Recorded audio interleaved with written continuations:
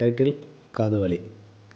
Doctor, காது வலிக்கு போட மாத்திரை கொடுத்தீங்களே, அது பெருசாக இருக்கே, உள்ளே போகுமா?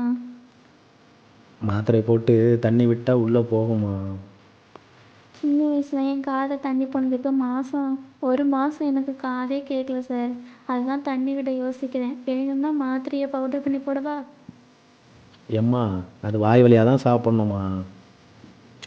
ஆனால் எனக்கு வாய் நல்லா தானே இருக்குது சார். எம்மா, வாயில் போட்டு தண்ணி விட்டா காதுக்கு போயிடுமா? காதை பஞ்சு வச்சு அடைக்கணுமா சார்? எதுக்கு எதுக்கு கேட்குறீங்க? வாயில் போட்ட மாத்திரை காது வழியே வெளியில் வராமல் இருக்க.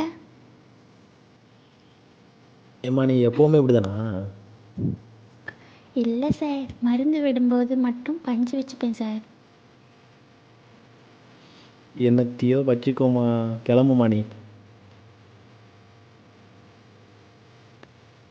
டாக்டர், சாப்பாடு எப்படின்னு சாப்பிட்டு சார்? வாயால் தான் சாப்பிட்ணும். அது காதுக்கு போகாதுல்ல சார்?